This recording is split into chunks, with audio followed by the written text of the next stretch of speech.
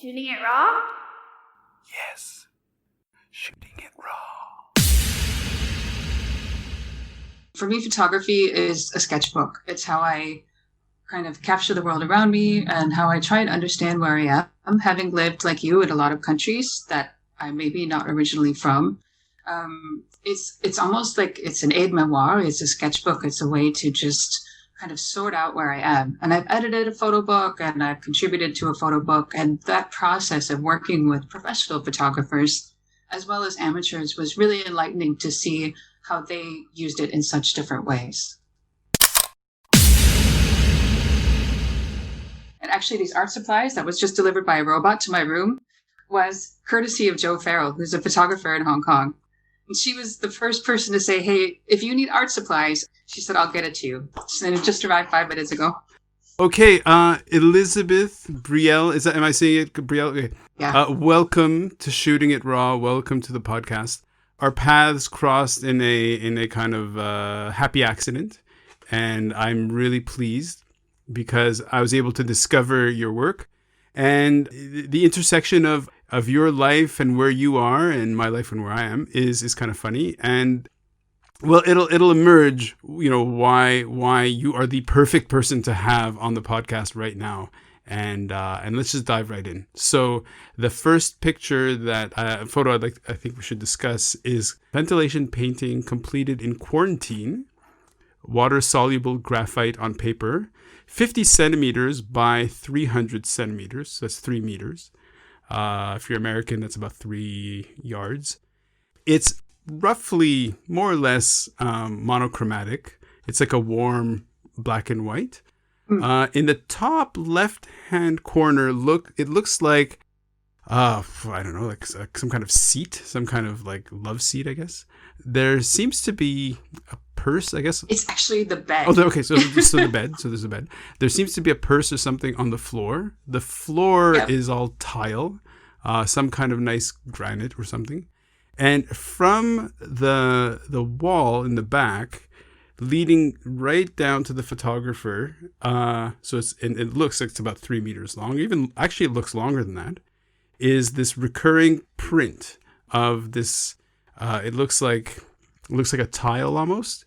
And I think you'll describe what it is. It's a very, it's a documentative photograph, beautifully composed in its own way. Actually, this is the image that caught my attention. I thought, oh, wait a second, what is this about? And then it was a photo, I think, of you on Facebook saying something about quarantine. I was like, oh, wait, what is this? And then I had to look again. And so please, what's the story behind this photo? Bear with me as well, because I think our connection's a bit unstable. Also from my end, the internet here has been hit or miss. And when you're stuck in a room for 3 weeks and your connection to the world is through the internet, you wonder why the whole floor is not in mutiny. I'll talk more about quarantine later, but about this image that you're describing so well, it's actually part of a series of about 50 paintings I'm doing. I live in Sham Shui Po. To give a little background information, I'm an American artist based in Hong Kong, immigrated here. I've been in Asia 17 years, in Hong Kong for total 6.5.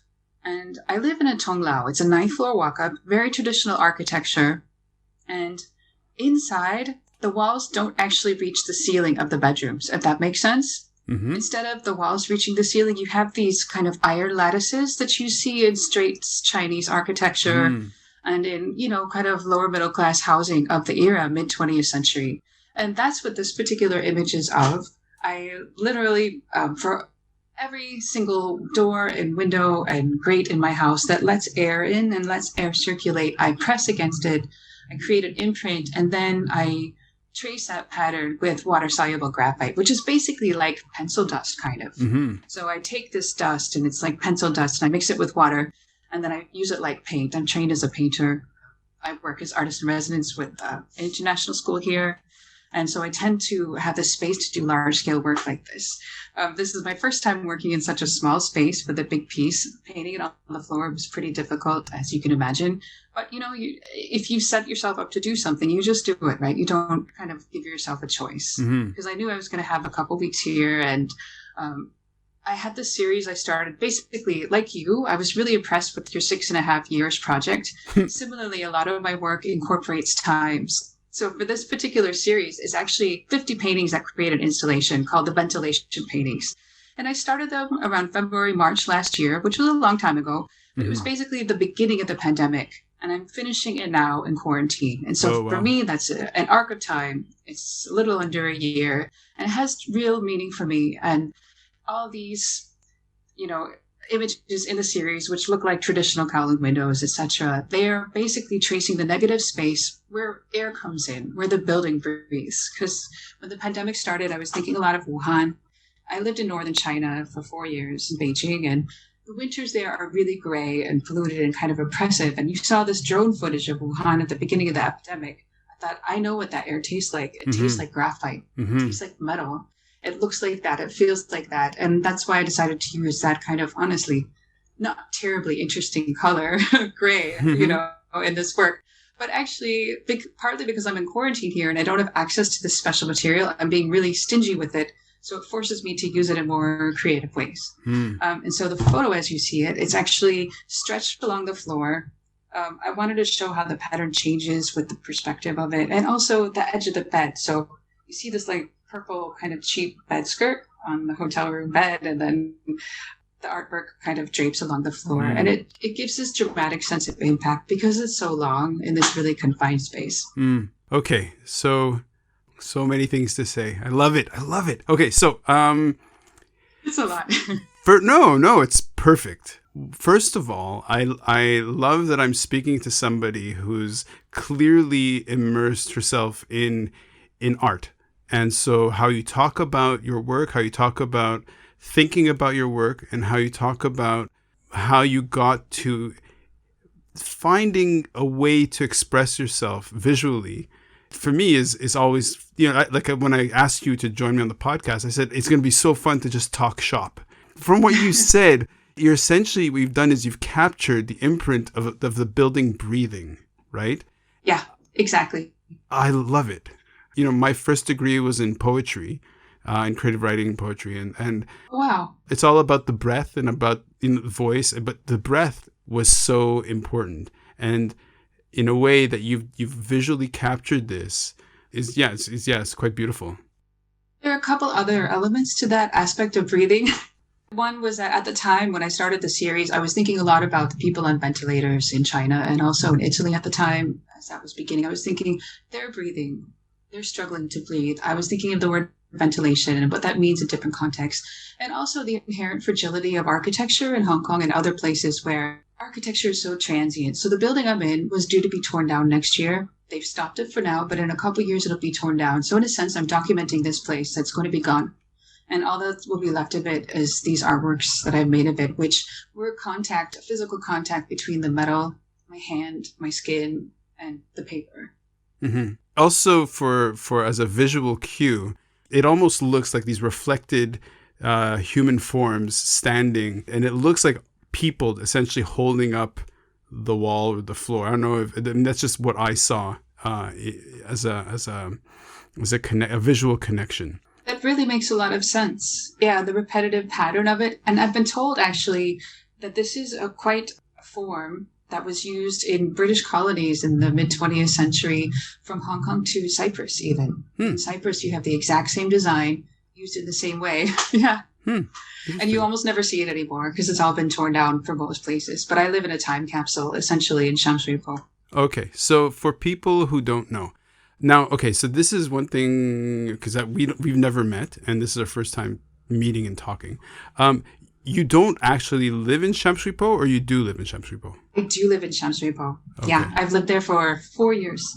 Okay. I've used this phrase on the podcast before when I describe being in the thick of it. In Israel, you call the juice of the garbage. It's like, if you have a garbage bag, the juice of the garbage is really is in the middle and the thick of it. And I consider Sham Shui Po to be the more interesting juice of Hong Kong's garbage. Like, it's really full on. It really is. And I chose to live there deliberately for a number of reasons. Partly because after moving back to Hong Kong, I'd lived in Beijing for 4.5 years. I wanted to be somewhere really Chinese, really kind of what seemed like at the heart of Cantonese culture. And I currently live on that fabric street where I'm not romantic about fabrics, but the energy and the activity there during the daytime. You've got fabric stalls lining the street. At nighttime, it's basically gamblers everywhere on the street since the pandemic, especially. It's got life 24/7, and yet it's much quieter than where I'm staying in Hong Kong Island, you know? So it's just, it's got so much richness to it and so much depth. Yeah. You did the work in your apartment, but you are in quarantine in Causeway Bay? Yeah, so you're wondering, how did you get here, right? Good question. So what I did is, the reason I'm in quarantine, which will come up a little bit later with the final image, is I went to Turkey. I went to Istanbul for about a week, a little over a week, to see a collaborator there, someone pretty special. And I took the artwork with me. So I had about 25 paintings, 20 pieces of paper that already had the impressions on them, and the art supplies. I have this huge tube. It's about a meter tall, maybe by 20 centimeters wide. And that's what I bring all of my artwork in when I have a show overseas or taking it. You can check it pretty easily into luggage, and I brought it with me. It gets a lot of looks from airport security. They're like, what is in there? Is it a gun? Yeah. Okay. Now I get it. So basically the floor is in the hotel where you're at the moment in quarantine? Exactly. Okay. Yep. Let's move on to the next image and just see what pops over from there. The next image I have is its view of Happy Valley from day 5 of quarantine. How about you describe what the image is of? So somebody listening could be like, oh, okay, they can picture it.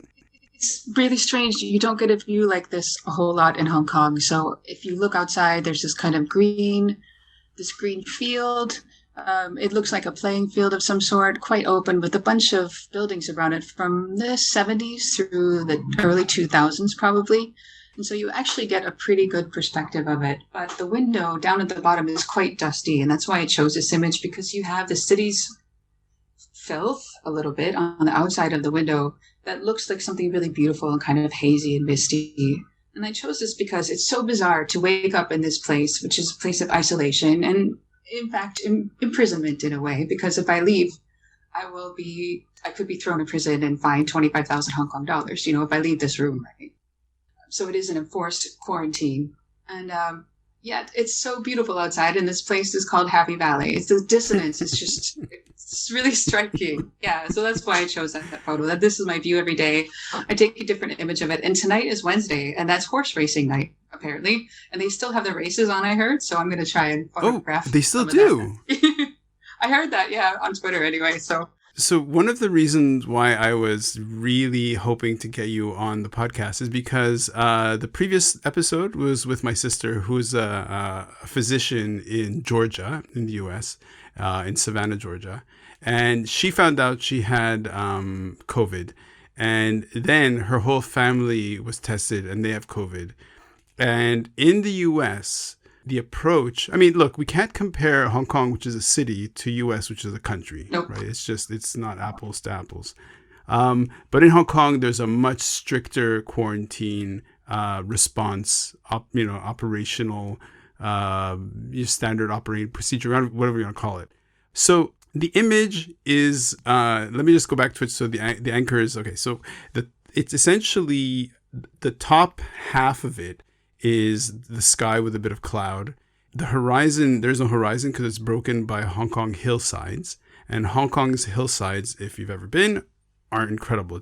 Essentially, in the summer, it's full-on jungle. And right now, it's a dry season. So it's not quite as green, but still super green. There's this thing in cities, I don't remember what it's called, but essentially what it does is it measures how many skyscrapers there are per or whatever it is. And Hong Kong's has the highest density of skyscrapers, of very tall buildings. And yes. So the image that you have, as you say, the bottom is like the filth of it. It makes the bottom of the frame almost sketched. It almost looks like a runny watercolor painting. Yeah. And then as it bleeds upward, you see all these small buildings. What you can't see is the race course, which in Happy Valley, as you say, it's a funny title for where you're living. It's a really amazing sight because it's this incredible stretch of perfect green grass, which in Hong Kong is very rare. People don't have lawns. Extremely valuable as well. Yes, of course. Yeah, so that's the image. And I'm sure it must be very surreal for you to be in this kind of prison sense. So in the previous episode, we heard about, and I've totally made fun of my sister, unfairly, but she is my sister. You did. I love that episode. It was hilarious. Good.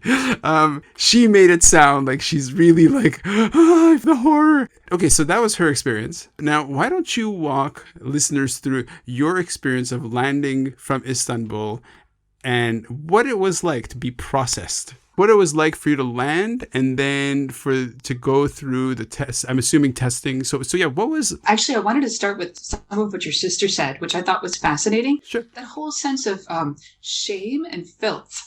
As though you are untouchable. And I've been feeling that here, honestly, the entire time, since even before arriving.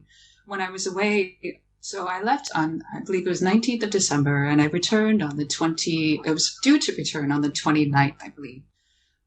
With travel time, it was just over a week in Istanbul. However, while I was away, Hong Kong decided to increase the quarantine time from 2 to 3 weeks, which meant I would be a week later for work. And then also, I had 3 flights to try to get home. The first one was canceled. It flew to Hong Kong empty from Istanbul. The second one, they would not allow me or the other Hong Kong passengers to board. They wouldn't let us board, and they wouldn't tell us why. They came up with a lot of lies. So finally, thank goodness, I hope you don't mind me saying, but Qatar Airways was amazing, and they were the 3rd flight, and they finally allowed us to get in, and they were incredibly professional the whole time. All the documents had to be checked. And I've taken 4 COVID tests so far because of this trip. The first before I left for Istanbul, because as a responsible traveler, I felt I needed to make sure I didn't have it, even though it was not required for travel to Turkey. The second, before leaving for Hong Kong. And then because my flights were delayed, I had to take another one at the Istanbul airport. So that was 3, and then 1 on arrival in Hong Kong. And then I will have 2 more before leaving the hotel. So it's like a month for a 1-week trip. Yeah. Wow. It's been quite an experience. Then when you arrive in Hong Kong, Hong Kong administration, is so efficient and it's so, but it is, everybody's wearing PPE. You're treated like pariahs. You're treated, and also, to be honest, I will say people who know me here, some people, early on in the pandemic, there was a lot of righteousness about mask wearing. And of course I wear my mask constantly. However, that has shifted over time to, if you travel, you're being really irresponsible and you're doing bad things. And, this is not leisure travel going through this. You only do this if you really need to be somewhere. And I was going, I'll tell you a little more about that in Turkey, but I was going for someone really special, and I wouldn't have done this for pretty much anybody. But I wanted to see if this collaboration could work. And it was pretty important that I go. So, yeah, there was also that kind of area of, the whole trip being a bit difficult as well. So when you arrive, you're kind of herded through with other passengers and all these things. You're made to wait. You have an area to sit in after your test, and it's all incredibly efficient. Everything is checked impeccably from before you leave. Actually, somebody at Qatar Airways, as they were checking my documents for like the 50th time, they said it's as difficult to get to Hong Kong as to get to Pluto. They said Hong Kong is the most difficult country to deal with. Oh, really? Yeah. But you know what? They said that was respect, because they know that Hong Kong is really trying to protect its people. So, and I understand that. And, whatever. I feel how I feel about this, but I respect the rules of Hong Kong, and I would never... Right. No, I understand that. Yeah, and then you wait, and then you're put in transport, but it's like quarantine transport. So these vans are disinfected after every time, and you're herded into the hotel. And now I'm on a quarantine floor with separate ventilation. Everybody here is in quarantine. I think maybe the rooms are half full. I just had, we have delivery 3 times a day of food. You cannot choose when it is. They just hang it on your door. They knock and then they get away before you can open it. I give them a minute to do that. And wow. Yeah, you really feel dirty, and you know what? We're a biohazard, so I get that. Hold on. Okay, now, okay. So many words want to come out of my mouth. Okay, 1 second. You're not COVID positive, though. I have never tested positive yet. But it could. Okay. I could, theoretically, because it couldn't, maybe the viral load wasn't high enough or whatever. It's pretty unlikely, but yeah. Describe how much square feet of space you have, roughly. At least you have a window, but describe the size of your cell. That's a good question. My cell, yeah, I should call it my cell. 200 square feet. And I thought that's actually pretty big compared to some of the hotels I was looking at in my price range. Oh, you have to pay yourself. Yeah, it didn't used to have to be, but then Hong Kong changed that in November. You could no longer do home quarantine. When I booked this trip, it was 14 days home quarantine. I thought, okay, great, that fits in my budget. Then it was hotel quarantine, and then they changed it to 3 weeks. So it's 4 times more expensive than my original budget. Yeah, right? I'm an artist as well. I'm not like some businesswoman. But, you make it, I earn a steady salary, so I can deal with it. So 200 square feet. But like that last photo I sent you was my old flat, which was 150 square feet. And I lived happily in there for 2 years. So I'm used to small spaces. Yeah. Vent your feelings in terms of, as an artist, and however you want to take this question, interpretation of this forced closure, almost like punishment. Yeah, and it's not over yet. Mm-hmm. It's a deterrent. I think that's a large part of the measure here. It's a deterrent for people to travel frivolously. Mm-hmm. So I think the government thought there were a lot of people traveling who perhaps didn't need to and shouldn't have been traveling. And that was blamed for an increase of cases. Whether that's right or not, okay, to be honest, I think they were exaggerating on how many imported cases were being brought in. And then they tried a bunch of policies to mitigate. A lot were coming from certain areas of the world. So they made those people stay in forced quarantine, whereas other people could quarantine at home. And it was seen as kind of racist because it's from South Asia, South Africa, those travelers. And then there was just a big mess up. It was a big mess. And then quite recently we had this dance cluster, which was well-to-do. There were over 700 cases, I think, of well-to-do people in Hong Kong who were spreading it quite intensely among one another. And many more than any travelers were coming in, but yet to deflect attention from that, they were again pointing at travelers as the issue. Now, okay, I've worked in the travel industry. I know how it works. It's very destructive to the environment. And I get that. I think we need to rethink travel as an industry. And I will also say that as my position I'm single-ish. I don't have kids. My mom and my family are taken care of back in the States. And I don't have a lot of the worries that most people do. If I need to, I just deal with it. And I really try to just say, okay, my room has windows that open. It's a miracle, sure. Because I wasn't expecting that. That would have been really hard for me. I heard that's really difficult. And the windows are really big and there's open space. So I really try hard to just, okay, this is a crap situation. But who am I to complain? I'm living in a first world country. I have a bachelor's degree, only a bachelor's degree, but I'm so lucky in my life to be here. And also to be in a city that people, I'm sure the government's doing their bit, whatever we may think about that, but it's the Hong Kong people who are making the city safe.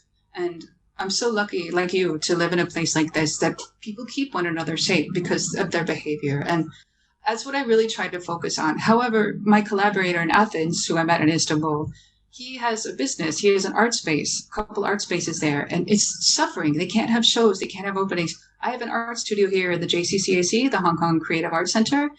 I had workshops planned, all sorts of things, cannot do any of it. However, the Hong Kong government has reduced my rent by 75%. I just try to look at the bright side of things, but I also empathize with other people. Business owners are having it so hard. They're really stuck. Yeah. It's full on. That's the thing. Hong Kong is probably one of the best places to be during this pandemic. So let's move on to a happier photo. The other photo you sent, it looks like a shopping cart with, or just it's one of those baskets. Yeah. So it's a basket. It's called Spice of Life. Yeah. Chilies in, is it Beyoğlu? Istanbul? Yeah. And it's those super dried chilies, very, very wrinkled. The image is just taken from the top, looking down. They're probably, there's probably hundreds of, let's just say, of these dried chilies. It's a nice image. It's, not especially arresting as a photograph. So, but what? It's not creative at all. But wait, how is it representative? What is it communicating for you? Yeah, that's a good question. So this is just your typical kind of tourist image of, the food is so good in Istanbul and the ingredients that go into the food are so amazing. But really, to me, that sums up kind of the experience overall. So a few months ago, I started collaborating with this artist, gallery owner / residency director in Athens. We're the same age. We're both born in California, but we've lived in France, and his dad is from Shanghai and just has a very similar complementary background to mine. And we started talking. And then he said in October, he said, oh, why don't we meet? I said, well, you can't come to Hong Kong and I can't come to Europe because they won't let Americans in. And we said, well, where could we meet? Istanbul or Croatia? And so we chose Istanbul just to, to meet and see if these collaborations that we discussed could work and other collaborations maybe could work. So yeah, and we actually got the news that a grant that I'd applied for from the like HKPU/JCCAC to put together a show in Athens next summer, that we got the grant. So we got, good news, and the collaboration is, anyway, it's going. Oh, wicked. But for me, really, yeah. And so to me, the chili is just, the image of that, it just represents unexpected. You never know what one of these chilies is going to taste like because they're all so different. The heat is different. The texture is different. How you chop it up, how you use it. And we just both took a chance. So when we booked the trip, it was pretty straightforward. It looked pretty straightforward. And then Greece cut off all flights to Turkey. They cut off all transportation to Turkey. Oh. He had to book 2 flights going and 2 flights back. He was delayed by 2 days going. And then I was delayed 3 days coming back because of flights. So it just ended up being this craziest travel experience ever. For just a week. A hot mess. A big pile of hot chili mess. Yeah. But wonderful chili. Nice. So I love spicy food. And yeah, I have to say Turkish food or Eastern Mediterranean food is some of the best I've had in my life. It's just incredible. Wicked. Because you're an artist, you've thought about visual expression, and do you normally work in, 2D? I mean, do you do mixed media? Do you do walk us through your training as an artist? Sure. So my background was in two-dimensional work, mostly painting and printmaking during university. I went to the University of Minnesota, where I lived in that state for 17 years. And then for the last about 15 years, I used a lot of alternative photo processes. Cyanotype was the main one, and then also Van Dyke printing, a bit of gum bichromate. I really liked how the unpredictability of these elements work together. And now I tend to do different kinds of media, again, mostly two-dimensional, but also that work with architecture. And they spring from architecture and humans' interactions with architecture, and they wrap around architecture as well, if that makes sense. Mm-hmm. So I'm not usually interested in making something flat that hangs on a wall, but something very large scale that wraps around the wall, and you have to kind of move to interact with it and interface with it. So my day job is as artist in residence with an education foundation here. And so I design a lot of artworks that students can help me make. Okay. They're very large scale that give them kind of ownership of the space. That's my day job that allows me to live in one of the most expensive cities in the world. People are like, wow, do you have family money? You have a rich husband? No. Mm-hmm. It's just the grace of this job, that I can do that. And so, yeah, it's 2D, but when you interact with it, it's kind of 3D. I have to think 3D in order to make it work with the architecture. If that makes sense. And it tends to be monochrome. Okay. So first of all, you have a website. I'm going to put it up certainly the YouTube clip, and definitely where people can click on in the description. What is your website, please? It's ebriel.com. First initial, last name.com. Can you spell that? Sure. EBRIEL.com. Fantastic. Yeah. So look, let's get more people to look at your work. So for example, let's just say there's a timeline, there's an arc, whatever you want to call it, right? In my day job, I do things like leadership training, leadership coaching. In terms of service leadership, in terms of doing this work, okay? So there's this arc, right? We start, we develop, and as we progress through life, we get more experience and all this stuff. So why don't you take us through the journey of your development on your website? I can only imagine that you've grouped your work. If you have a lot of work, it's going to group it in terms of themes, right? Has there been a progression in terms of the thematics of what you've done? So you're talking about how you've been on this 1-year project, roughly aligned with the pandemic, that culminated recently with that work. So how have those themes progressed? That's a really good question. And I will say about my website, it's basically kind of a holding storage. And a lot of my older work is not on it because I don't really like it anymore. It doesn't have a lot to do with what I'm doing now.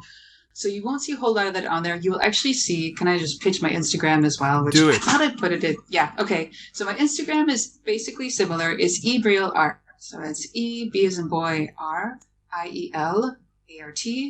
And that's my Instagram. And there you can find updated things, what I'm working on. We can follow one another, etc. I follow a lot of Hong Kong artists on that. I would say probably the journey of my art has also followed my art life journey, as it does with many artists. It's been through a lot of countries. So like I did an apprenticeship in Italy and another in, so when I was younger, I would go to Europe to learn things basically as a student. Self-financed. And then as I got older, I always said, hey, there's this amazing continent out here, Asia.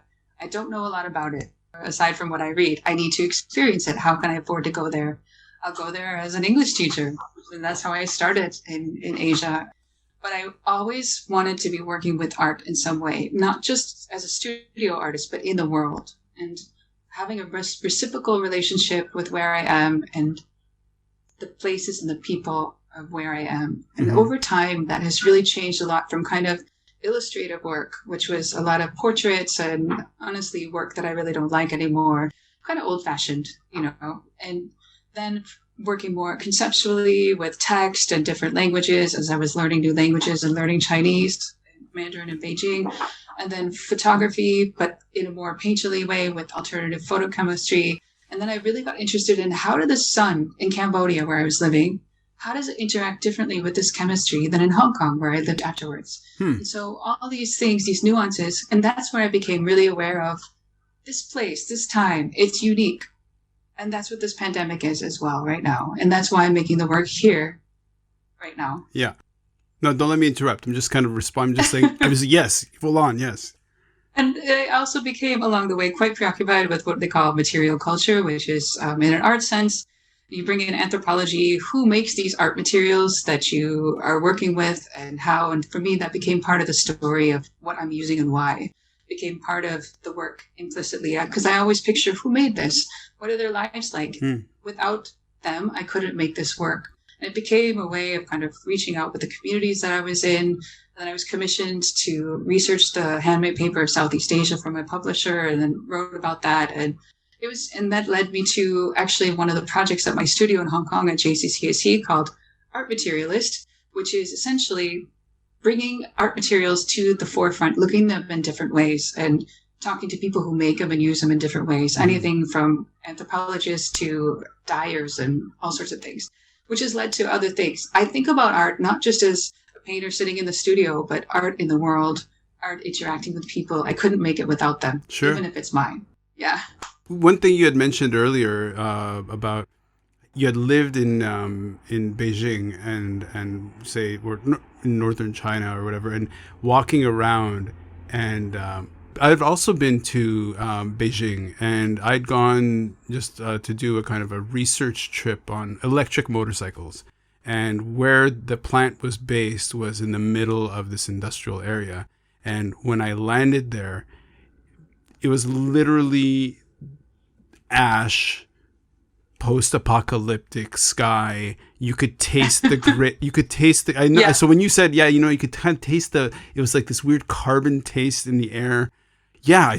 Yes, I know that. Yeah. And in a weird way, when you described that, and then looking at the print, which is essentially when you imprinted the paper, and then afterward went over it with the brush. Exactly. It's almost like you applied the artifact, after the fact to say, well, this is how the breadth of the building showed up. So when you connected that to living in Beijing, and I was just like, yeah, that definitely, if you've been there, you know what that feels like. Especially around Chinese New Year. So around that time, everybody's left town. They've got fireworks at the time. Fireworks were going off everywhere. Ash raining through the air. It was the most post-apocalyptic. The only thing that kept me going were the little oranges. They're so good in the winter. They're so sweet.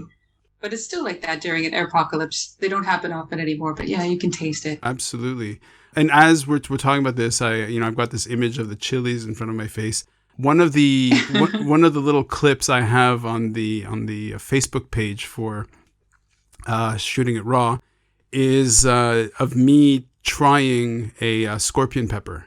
And it's supposed to be one Oh, of wow. one of the spiciest peppers. So I eat half of one. So it gave me a panic attack, but as they do. Let's pick the next photo. You want to move on to the next photo? Because you sent it to me just before the call. Let me just describe it. So what we have is...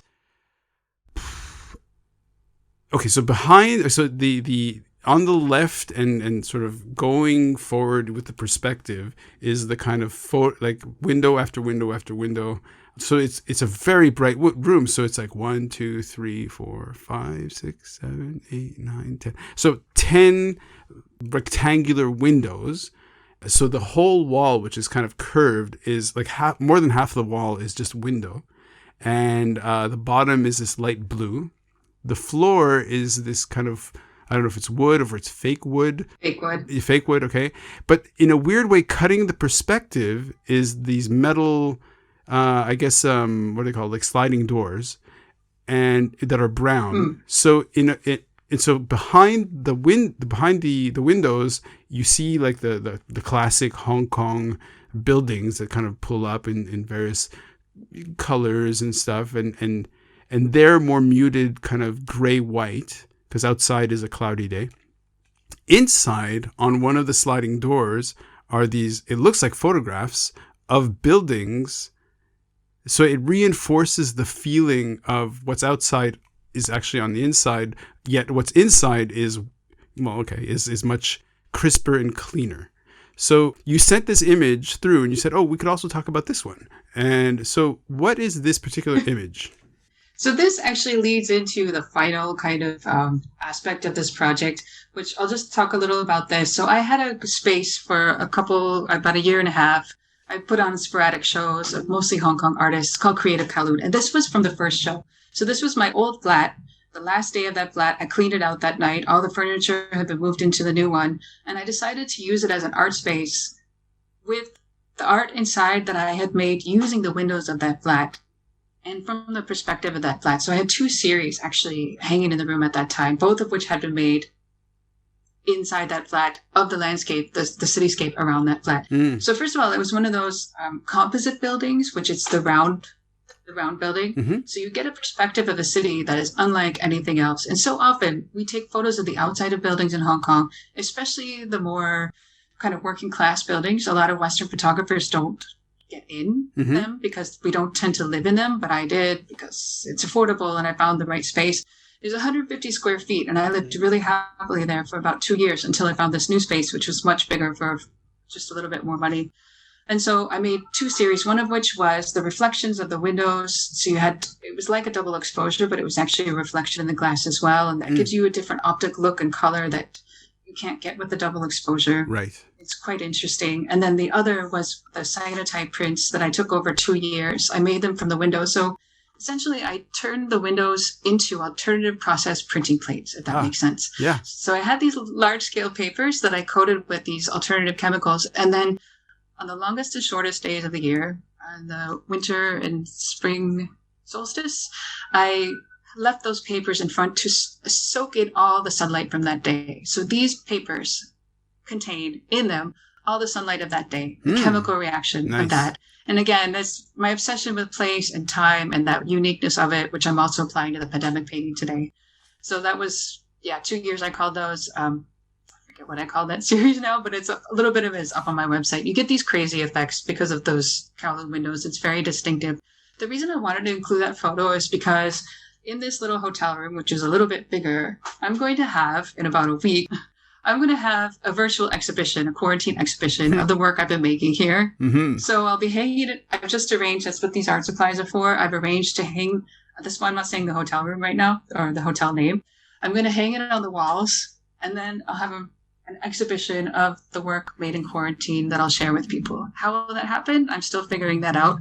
But the idea is to display this and also to just to bring the home, which is just across the city, but which feels like a world away, to bring the home here because it's the literal impressions of that home and the ventilation and the breathing that I'll be displaying here next week. So good. Yeah. So good. Like, A lot to throw out there. okay, so for the people who don't know Hong Kong very well, you sound like a total alien. You are a complete alien in this society. Okay, just to go back to service leadership training, right? So what we say in our training is that most of what we learn in school, unfortunately, is functional. It's all about functional, we call it a dimension, but in a way, when you show up to do something, that's what people notice first, right? Your functional thing. And in Hong Kong, which is all about like the big industrial services, or not industrial services, but the big services, which are like banking, finance, legal. It's big money. It's kind of like people's soul hasn't gotten the time in the spotlight the way it has. Like, I came from Montreal, right? So in Montreal has such a vibrant art community. And it's a beautiful city. Yeah, it's a great city for that. But we left because on the other side, it was a hard place to live in, for you to career-wise and whatever. So Hong Kong is definitely a place where the arts have been very muted. And yet, so I've been here 17 years. And over time, in the time that I've been here, the arts community has begun to kind of flourish. And I wonder if that link is because people have more time and out of necessity are thinking more about, well, there's more to life than just money. There's also expression and becoming self-expressed. And so what is your experience as an artist / community educator? I'm calling you a community educator in the sense that you're awakening people to this notion of, well, hold on a second. You have to think about your place around you. And in a way, your art is kind of turning the environment into that kind of gallery. I'm trying to articulate something maybe very inelegantly, but hopefully you can understand a question and answer it. I'm putting this onus on you. I'll do my best to answer it in the spirit in which it was said, which is that. I mean that in the best of ways. Sure. And I ramble, and so just cut me off if it goes on for too long. So go ahead. That's a really good question. So I first moved to Hong Kong about 14 years ago, and I was here for 2 years, and I moved to Australia and other places, and then came back 4.5 years ago. So like you, I've seen Hong Kong change over the years. I noticed a huge change around 2008. Here, so structurally, that started to change around 2008 because of the introduction of the art fairs, etc. And I think when Hong Kong people saw, hey, you can make money with art, or somebody makes money with art. And so the prestige began to grow. And then around 2014, 2015, due to the protests, I think a lot of people began to ask themselves a lot of questions here. And it's not limited to the younger generation. There are a lot of conversations happening, I think, that were important and need to happen. If you're living somewhere in flux and change, what does being a Hong Konger mean? What do we want for our city? All those kind of things. And that's when I think we really saw a lot of people coming together, especially younger artists, making things happen. And yes, okay, as a foreign artist here, a Western artist, I will never be a Hong Kong artist. It's just how it is. They were post-colonial society. Even if my Cantonese was great, I still would not belong. And that's fine. But, you just have to accept, I have to accept that. Living here as an outsider.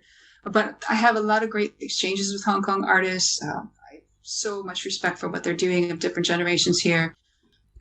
I think as somebody who works in education, I'm a third generation educator. I don't have a teaching certificate because I'm not a teacher. I'm an artist in residence. So I work with kids from 2-year-old to university age with the foundation that I work for. We have 20 campuses in China and then several campuses around Hong Kong, which is how they can afford to employ somebody who's not a teacher. My role is ambiguous, and I love that because I go into this classroom, which is its own ecosystem. I'm with them for 2 weeks. We work on something huge that basically gives them ownership of their space and makes them feel like they belong in a way, especially for students who maybe aren't always as academically minded. They can often excel at art. And Hong Kong as a whole is realizing that money isn't enough. Money won't save you. You need money. And actually, Hong Kong taught me that, the importance of being really fiscally responsible. And I think more artists need to learn that, and how to just manage your money. think longer term about your future and not have to be dependent on, the welfare state or something. Mm-hmm. So Hong Kong was really good for that for me. So I think it goes both ways. Mm-hmm. And I'm really excited for the future, actually. And I say that a lot because I am committed I will be moving home base to Europe eventually, but I want to continue to have a studio base of some sort in Hong Kong. Uh-huh. Have it be part of my life for the rest of my life. Yeah. Sure. I hear you. I love Hong Kong people. I hear you 100%. Elizabeth, this has been really, really good. I really enjoyed this. And so how many more days until you're released from prison? Prison with velvet walls. So I'm on day 8 now. Okay. Day 8 of 21. So I still have a while longer. Basically, I have another week to finish this series, and then I'll exhibit it virtually for a week. I'm going to hang it on the wall of my hotel room while I work on a new series about confinement. Thinking a lot about confinement these days. Yeah. So we got a while.